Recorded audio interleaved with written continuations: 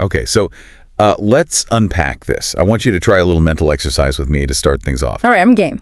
Imagine a resume. Just a standard black and white CV. Like a modern one? Or Yeah, just a standard one. You look at the top under the name and you see the job title. Right. Maybe it says software engineer or Yeah. accountant or teacher, standard stuff. Right. Normal professions. Exactly. Now, I want you to imagine a resume where the titles just keep going. Keep going, how? Like line after line. Physicist, Okay. biologist, Bit of a stretch, but okay. archaeologist. Now we're getting weird. And then just to throw a complete curveball at the absolute end, early science fiction writer. I mean, it sounds like you're describing a committee, not a human being. Right. Or maybe like a fictional character that was written just way too broadly. Exactly. Sounds like a whole team of people. Yeah. But we are actually talking about one single individual today. A man who is digging up ancient artifacts with one hand, inventing the technology that would eventually lead to 5G and Wi-Fi with the other. Which is just staggering. And studying whether plants have feelings in his spare time. And then going home to write sci-fi stories in Bengali. It is a staggering breadth of expertise. Usually, especially in the history of science, we see people hyper-specialize. Right. You stay in your lane. Exactly. You're a physics person or you're a biology person. To bridge those gaps and to do it effectively, not just as a hobbyist that is incredibly rare, Yeah. it's basically the definition of a polymath. And to do it in the late 19th century, under the thumb of colonial rule, with extremely limited resources and active discrimination working against you. Yeah, that makes it even more incredible. That is the story we are unpacking today for our deep dive. Mm-hmm. We are looking at the life of Sir Jagadish Chandra Bose, J.C. Bose, the man they call the Renaissance man of Bengal. And Renaissance man is the term that gets thrown around a lot. Oh, for sure. Usually it's for someone who can play the piano and do math. Yeah, he bakes bread and does coding. Yeah. He's a Renaissance man. Right. But in this case, it is technically accurate. Our mission for this deep dive is to really understand the how based on our source materials. The how and the why. Exactly. How did a man born in 1858 in the quiet countryside of what is now Bangladesh bridge the gap between the inert world of physics, so wires and batteries, and the living world of biology? And perhaps more importantly, how did he bridge the gap between Western scientific methods and Eastern philosophy? It's a massive topic. It really is. And we have a stack of notes and sources here that are, frankly, just mind-blowing. We're going to talk about the birth of radio waves. We're going to talk about plant pain. Yes, actual plant pain. Yeah. And we're going to talk about why you've probably heard of Marconi, but maybe not Bose, even though Bose was arguably way ahead of the curve. That comparison to Marconi is going to be central to our discussion today. Oh, absolutely. The narrative of invention is often written by those who patent and commercialize. As we'll see in the sources, Bose had a very different philosophy about ownership. Which is why his name isn't on the radio in your car, even if his technology is essentially inside it. Precisely. So, let's set the scene. We are going back to the mid-19th century, November 30, 1858. Okay. Jagadish Chandra Bose is born in Mymensingh in the Bengal presidency. Which, for our listeners trying to place that on a map, is in present-day Bangladesh. Right. And the timing here is really crucial. 1858 is exactly 1 year after the Sepoy Mutiny or the First War, Indian independence. A very turbulent time. Extremely. The British Crown has just taken direct control of India from the East India Company. The political atmosphere is incredibly heavy. Right. And looking at his family background from the sources, it seems like he was set up for a very specific type of life. Yes, a life of administration. Yeah, his father, Bhagwan Chandra Bose, was a deputy magistrate and assistant commissioner. A high-ranking official, a very serious, very respectable job. Yeah, he was working in places like Faridpur and Bardhaman. So if you look at the standard playbook for a family like that in the British Raj, you'd assume young Jagadish would be sent straight to the fanciest English-speaking schools, Yeah, right? I'd absolutely assume that. Like groomed to become a brown Englishman and just join the colonial elite. That was the path. You wanted your children to assimilate into the administrative structure. Because that was safe. Exactly. Learning English, early thinking in English, adopting British mannerisms, that was the ticket to security and success. But this is where the story takes its first really fascinating turn. It is. Because his education didn't start there. It started in 1869 in a vernacular school. Right. A pathshala. Meaning a school where the instruction was entirely in his native language, Bengali. Yes. Why do you think that matters so much? I mean, he eventually went to English schools later, but why was that start so important to who he became? It's pivotal because it suggests a deliberate, almost rebellious choice by his father. By starting in a vernacular school, Bose wasn't isolated in an elitist bubble. He was sitting next to the sons of farmers, fishermen, and artisans. He was with regular people. He was hearing stories about nature, about the land, about the folklore of Bengal from the people who actually lived it and worked it every day. So he wasn't just learning grammar, he was actually learning the culture. Exactly. Bose himself later wrote that this experience taught him that he wasn't above the natural world or the common people. That's a great way to put it. If he had started in an English school, he might have learned to look at India through a Western lens, as something to be studied or ruled from afar. Right, like a subject. Yes. Instead, he learned to look at it from the inside out. It created this foundation of identity that I think gave him the confidence later to challenge Western scientific dogmas. Because he knew who he was. Right. He wasn't just trying to copy European scientists. He was bringing a uniquely Indian perspective to the table. I love that. It's like learning your own backyard before you go trying to map the world. That's a perfect analogy. So he gets this incredible grounding, and then he does eventually move into the English system. The sources say he enrolls at the Hare School and then moves on to St. Xavier's School in Kolkata. This is where the academic acceleration really begins for him. He joined St. Xavier's College in 1875. And here's where we meet the first major character in his story, aside from his parents. The mentor. Yes, the mentor figure, Father Eugene Lafont. Father Lafont is an absolute legend in the history of science education in India. Really? Oh, yeah. He was a Jesuit priest, but his true religion was the natural sciences. Now, we have notes here from the source material that say Lafont instilled in him a deep interest in natural sciences. But what does that actually look like? It was far more than just dry lectures. Was he just a really good speaker or... He was a showman. Yeah. Lafont was famous for his demonstrations. You have to remember, in the 1870s, science wasn't just formulas on a chalkboard, it was spectacle. Oh, like magic shows almost. Exactly. Lafont would have been doing experiments with electricity, with magnetism, with optical illusions. Sparks flying everywhere. He was showing these students that the invisible forces of the world could be controlled and understood. Wow. For a curious mind like Bose, who had spent his childhood listening to stories about nature, seeing the actual laws of nature demonstrated right in front of him must have been completely intoxicating. It makes you realize how important one good teacher can be. Like, if Bose hadn't met Lafont, does he just become a lawyer? Or a bureaucrat like his father, it's very possible. Right. The pressure to go into law or the civil service was immense for someone of his class. Lafont gave him permission to be a scientist. He opened the door. He showed him that investigating the natural world was a valid, noble pursuit. So fueled by this new passion, Bose graduates with the Bachelor of Arts from the University of Calcutta in 1879. Yes. And then, like many young men of his time who had the means, he looks west. He sets sail for England. The standard pilgrimage for higher education in the empire. But here is a twist I really didn't expect when I was reading the sources. He goes to the University of London to study medicine. The man who gave us wireless radio started out trying to be a doctor. He did. But it didn't stick, did it? It did not. And strictly speaking, it wasn't an intellectual failure. He was brilliant. It was a physical failure. What do you mean?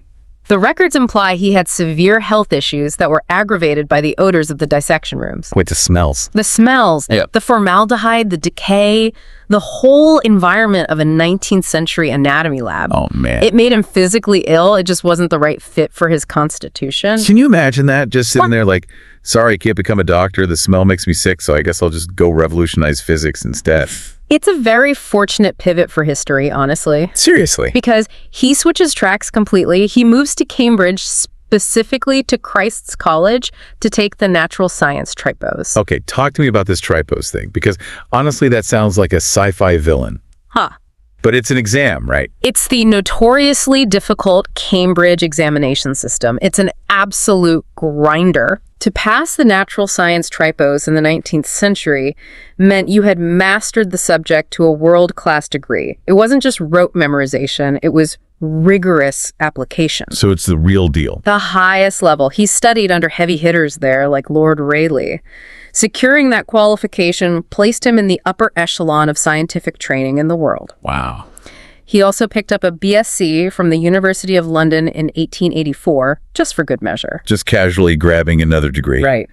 So he's got the pedigree. He's got the knowledge. He comes back to India in the mid-1880s. 1885, to be exact. He gets married to Abala Bose in 1887, who, by the way, the sources note was a remarkable feminist and social worker in her own right. She was an incredible figure, yes. And now he's ready to work. He joins Presidency College at the University of Calcutta as a professor of physics. And this is where the rubber meets the road. Or perhaps where the dreamer hits the wall. Yeah, let's talk about the working conditions, because if I'm picturing a professor of physics with a Cambridge degree in the late 19th What century, you picture? I'm picturing a tweed jacket, a nice oak office, a big budget for shiny brass instruments. Naturally. But the reality the sources described was very, very different. Very different. The historical record explicitly mentions two major hurdles he faced immediately: racial discrimination and a severe lack of funding and equipment. Let's unpack the discrimination part first. Yes. We are talking about British India. What did that actually look like for a working scientist? It was deeply systemic. There was a prevailing attitude in the colonial administration, and this was often voiced out loud by the educational directors themselves. Publicly. Yes. They believed that Indians were good at metaphysics, languages, and philosophy, but lacked the rational capacity for hard sciences like physics. That is just so incredibly insulting. It was a prejudice baked into the very payroll. How so? Like literally on the paycheck. Literally. Well. Indian professors were often paid significantly less than their British counterparts, sometimes 2/3 or even half for doing the exact same job. Wow. When Bose was hired, he was offered a fraction of the European salary. That is infuriating. How did he react to that? This is one of my absolute favorite parts of his character arc. He didn't just complain to a board. He protested in the most dignified, stubborn way possible. What did he do? He refused the salary.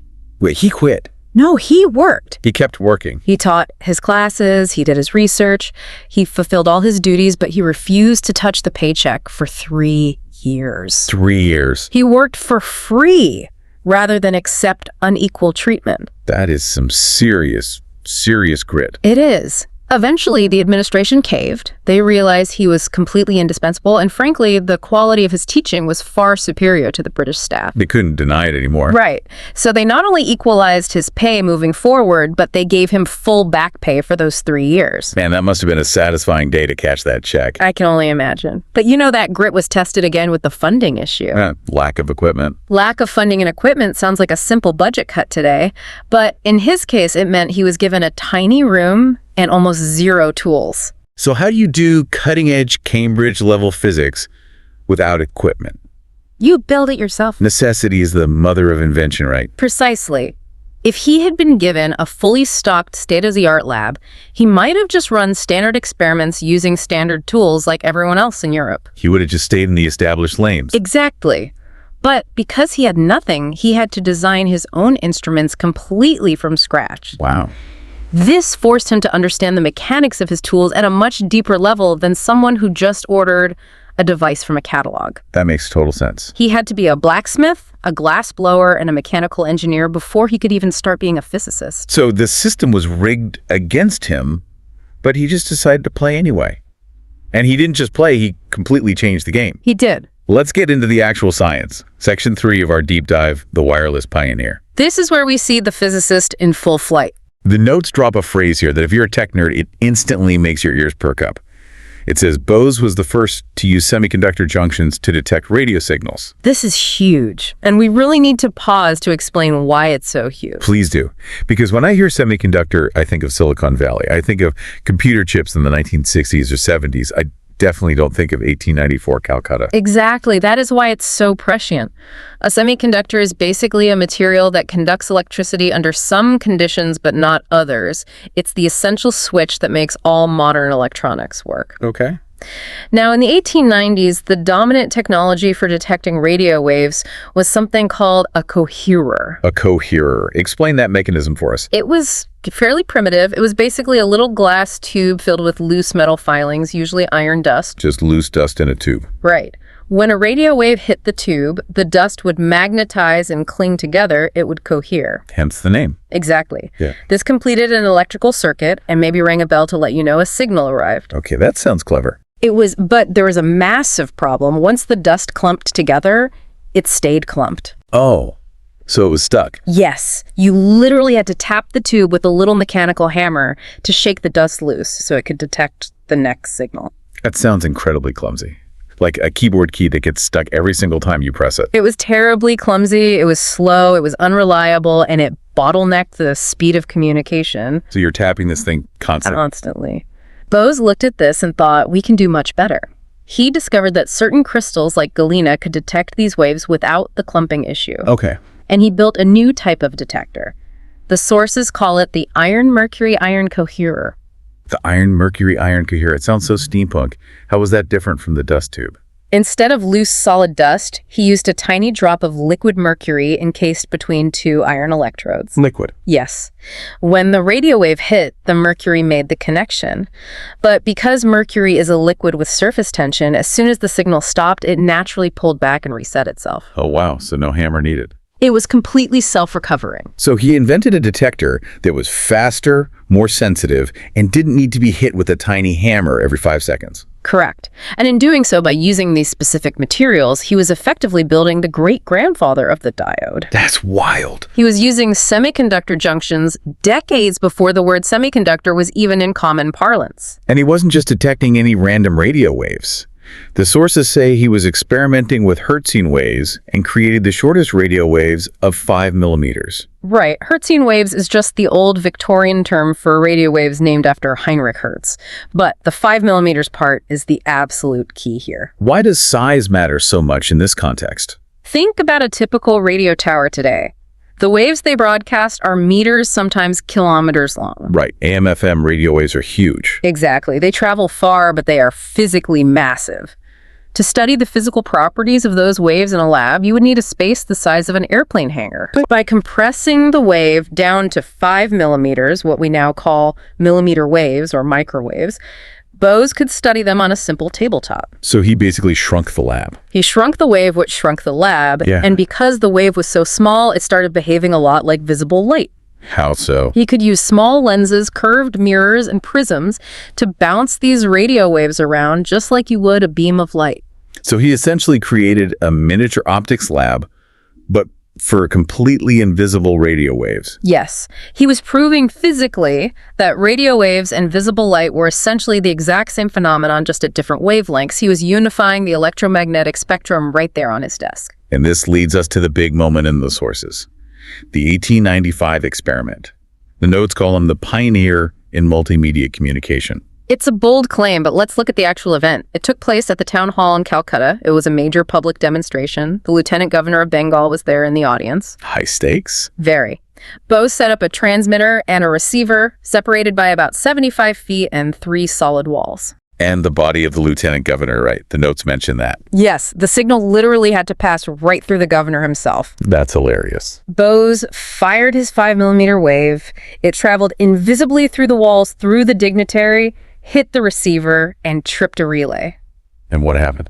A heavy iron ball dropped, a pistol fired, and a small mine of gunpowder exploded. That is so cinematic. Wireless remote control explosions in 1895. It was absolute magic to the audience. But to Bose, it was just applied physics.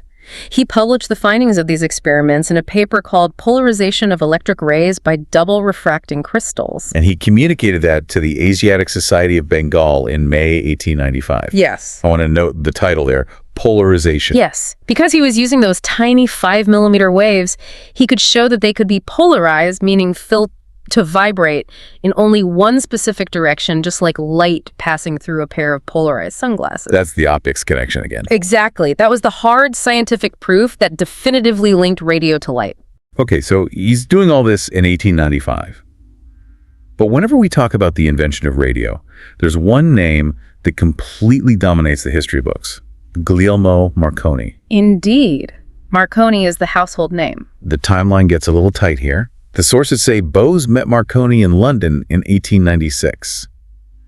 Marconi was also working on wireless signaling at this exact same time. Yes, they were contemporaries. So what's the deal? Did Marconi steal Bose's ideas?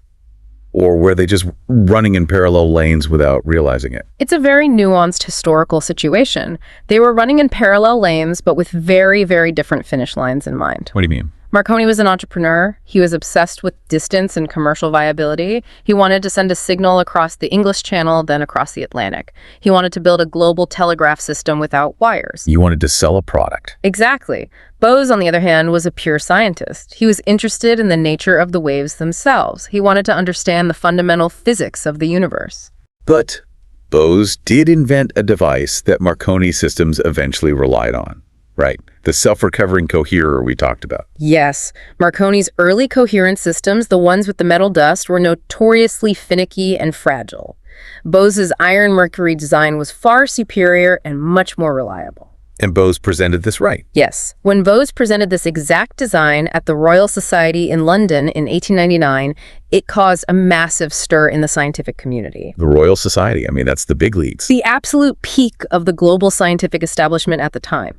For an Indian professor from a colonial college with no funding to stand there and present a vastly superior technology, it was a massive statement. Yeah, I bet. It proved that Indian science wasn't just catching up to Europe. In some highly advanced areas, it was actually leading. And yet, despite all that, Marconi gets the patent.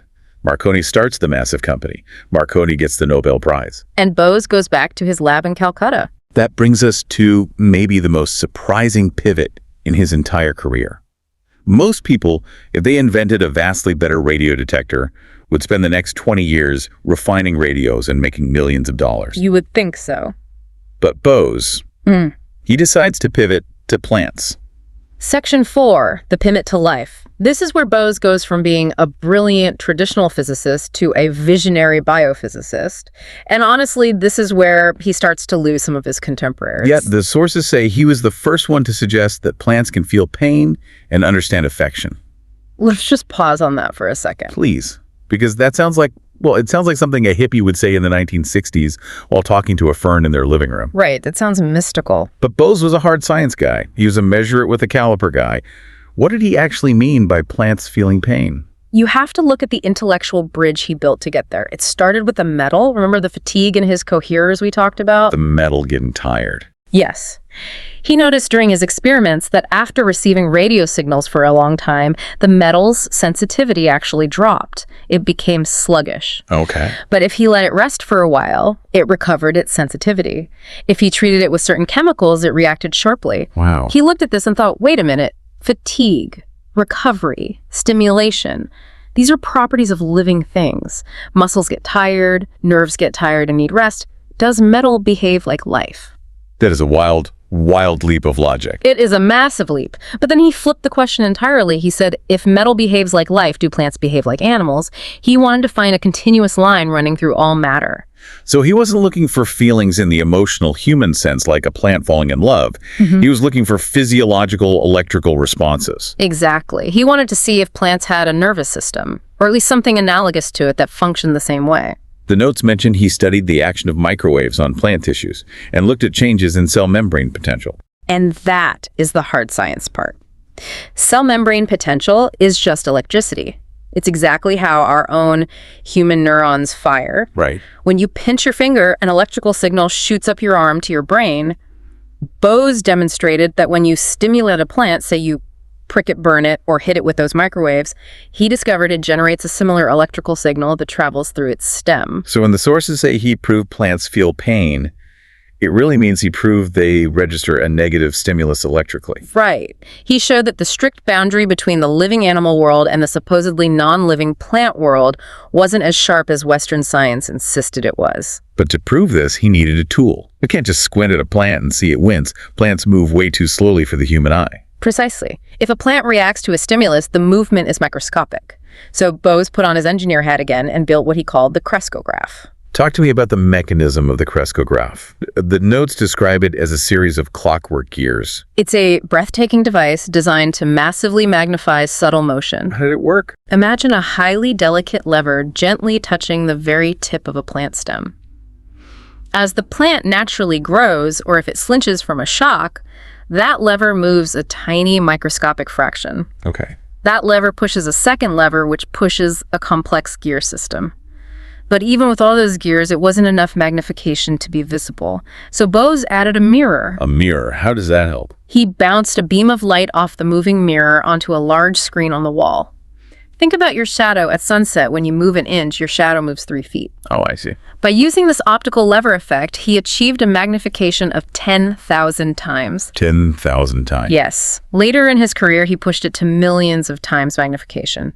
But even at 10,000, if a plant grew just a fraction of a millimeter, the crescograph would show a bright dot of light racing across the wall screen. That is incredible. He literally turned biological time into human time. He did exactly that. He could show an auditorium full of people a plant growing in real time, and then to prove his point, he would torture it. Torture the plant. Experimentally, yes. He would introduce a poison, like a bromide solution, into the plant's water supply. What would the audience see? They would watch the dot of light on the wall, which basically represented the plant's life pulse start to shudder. It would struggle visibly. And then at the exact moment of death, there would be a massive electrical discharge, a literal death spasm, and the dot would just stop entirely. He showed the live death rattle of a cabbage. Essentially, yes. He treated the plant exactly like a medical patient. He showed that giving a plant alcohol made its electrical signals drunk and erratic. You're kidding. No. And caffeine made it hyperactive. He was proving that the fundamental physiological mechanisms of life were universal across biology. It bridges that gap you mentioned earlier, using his engineering precision to reveal these hidden biological secrets. And it completely validated his earlier claims that sounded wild to his peers. The sources state his claims were later proven experimentally. Today, plant neurobiology is a rapidly growing real field. We now know definitively that plants communicate. Bose was just 100 years early to the party. It's absolutely incredible. He's running a world-class physics lab and a groundbreaking biology lab simultaneously. But apparently that just wasn't enough for him. Never enough. He also needed to be a writer. Section 5, the writer and the philosopher. The notes mention a specific work called Neurotischer Keine from 1896. Which translates roughly to the story of the missing. And the sources highlight this as the first major work in Bengali science fiction. This part fascinates me. Just think about the date. 1896. Right. That's just 1 year after H.G. Wells published The Time Machine. Science fiction was barely a recognizable genre globally. And here is Bose in Bengal writing a story about using advanced science to control nature. What's the actual plot of the story? It's quite delightful. The story involves a massive cyclone approaching the city of Calcutta. Okay, high stakes. But instead of panicking or fleeing, the protagonist uses a simple bottle of hair oil. Hair oil to stop a cyclone. Yes, it sounds silly, but the underlying scientific principle he was playing with was that oil calms turbulent water by changing the surface tension. Oh, okay. The protagonist drops the oil into the ocean, and it spreads a thin film that stops the massive waves from breaking, effectively killing the cyclone. It's a bit of a stretch physics-wise, but the core idea is pure Bose. Which is what? The idea that science is the ultimate tool we use to master nature and save humanity. It makes total sense that he would write sci-fi. I mean, he was basically living in a sci-fi novel. He was making invisible bells ring through solid walls and watching plants write their diaries on a movie screen. Exactly. For him, the line between what is and what could be was very, very thin. Fiction was just a sandbox to explore ideas he hadn't built yet. But there's a deeply philosophical side to Bose that we really need to touch on. And it brings us right back to the Marconi comparison we talked about, the patent issue. Yes, this is really the moral center of the entire story. The source notes are very clear on this. It says he is credited with the invention of the first wireless detection device, an invention he never tried to get patented himself. Never tried. That is a very active choice. He was heavily urged to patent his coherer. His European friends told him, Jagadish, you are sitting on an absolute gold mine. Why didn't he?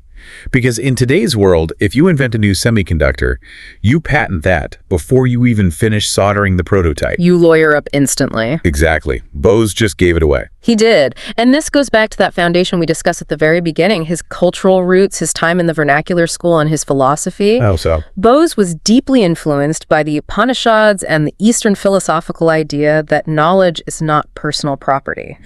He viewed scientific knowledge as a river, not a reservoir.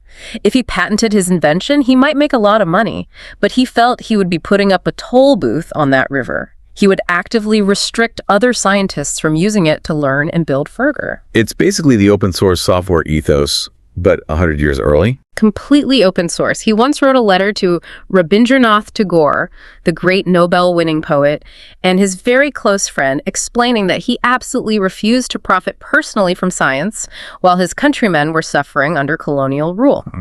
He wanted his work to be a pure gift to the world, and specifically a gift to India, to show that they could contribute to the global pool of knowledge without a price tag attached. Compare that to Marconi, who was simultaneously building a massive, ruthless business empire with the same technology. Exactly. Marconi was a brilliant businessman and a very good engineer. Bose was what they called a rishi, a sage scientist. Two very different archetypes. And for a long, long time, history heavily favored the businessman. Because history is written by the victors, or the patent holders, I guess. Right. We learn about Marconi in high school because he built the company that built the radios. Yeah. Bose was largely relegated to a footnote in Western textbooks. Until recently. Right. Let's talk about Section 6 legacy and recognition, because the world is finally catching up to him. Better late than never. The notes mention a specific date here, September 14, 2012. Ah, yes, a very important milestone. The ICE, that's the Institute of Electrical and Electronics Engineers, basically the global governing body of history for this kind of tech, recognized his work in millimeter band radio as a formal milestone in electrical and computer engineering. And the notes point out a crucial detail there. It was the first such recognition of a discovery in India by the IC. That's a massive deal. That's the global engineering establishment officially saying, okay, we acknowledge this. This happened here. He did it first. And specifically recognizing the millimeter band work, because today, as we touched on earlier, millimeter waves are literally everything. Explain that connection a bit more. Yeah. How does an experiment in 1895 connect directly to our lives in 2026? Well, just think about 5G cellular networks. They completely rely on millimeter waves to carry massive amounts of data at high speeds. Think about the radar sensors in modern self-driving cars that allow them to see through fog and rain. Those are millimeter waves. Think about those big security scanners at the airport that spin around you. Also millimeter waves. Millimeter waves. Bose's playground physics from 1895 is quite literally the backbone of 21st century infrastructure. That is just mind-blowing. We are walking around living in J.C. Bose's world, and we just didn't even know it. We really are. And thankfully, we are finally putting his name on it. And then, of course, there's the ultimate modern honor mentioned in the sources, the Google Doodle. Ah, yes. You know you've officially made it in the modern era when your face is on the search bar. November 30, 2016, the 150th anniversary of his birth. It introduces his legacy to millions of people who might never, ever open a physics textbook. It helps reclaim the narrative on a massive scale. It puts the face of a brilliant Bengali man in the pantheon of global innovators where he belongs. It reminds everyday people that science doesn't just happen in London or Berlin or Silicon Valley. It happens wherever there's a curious mind. The notes end with a quote from Bose that I think sums up his entire vibe perfectly. He died on November 23, 1937 at the age of 78. But he left us with this thought. He said, "The true laboratory is the mind where behind illusions we uncover the laws of truth."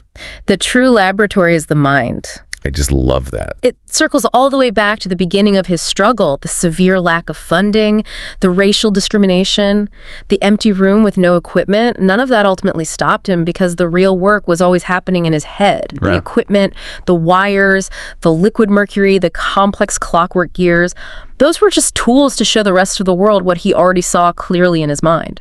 And that second part, behind illusions, we uncover the laws of truth. He saw the illusion that plants were just inert objects, and he looked behind it to find the truth of their immense sensitivity. Beautifully put. He saw the illusion that visible light and invisible electricity were completely different things, and he found the truth of their fundamental unity. He was a unifier at his core. In a world that loves to categorize and divide, East versus West physics versus biology living versus non-living Bose always looked for the hidden connections. He showed us that it's all really just one continuous story. So let's wrap this deep dive up. We've gone from a simple vernacular school in Mymensing all the way to the Royal Society in London. Quite a trip. We've gone from creating the absolute shortest radio waves in existence to listening to the electrical heartbeat of a dying cabbage. It's a journey that fundamentally challenges our definition of what a scientist looks like and what a scientist is supposed to do. The biggest takeaway for me, based on all these sources, is that true curiosity just doesn't have boundaries. You don't have to stay in your lane. If you want to study high-level physics and plant biology and write Bengali science fiction, Just do it. And don't let a lack of fancy tools or systemic hurdles stop you. Bose literally changed the modern world with some crystals, a drop of mercury, and some clockwork gears he built himself. I want to leave you, the listener, with one final provocative thought to chew on. The next time you walk past a big tree outside your window, or even just that little potted houseplant sitting in your living room, think about Bose. Think about his crescograph. Exactly. If he proved over a century ago that plants have cell membrane potential changes, actual electrical sparks rushing through them, responding to the physical world around them, how does that change the way you look at that quiet green thing sitting in the corner? Is it really just sitting there? Or is it feeling the temperature of the room? Is it somehow aware of you? That is seriously going to keep me up tonight. It's a fascinating, if slightly unsettling question to ponder. It really is. Thank you for joining us on this deep dive into the incredible life of Jagadish Chandra Bose. If you have a minute today, seriously pull out your phone and Google iron mercury, iron coherer. It looks exactly as cool as it sounds. It really does. It's a genuine piece of scientific art. Until next time, keep exploring.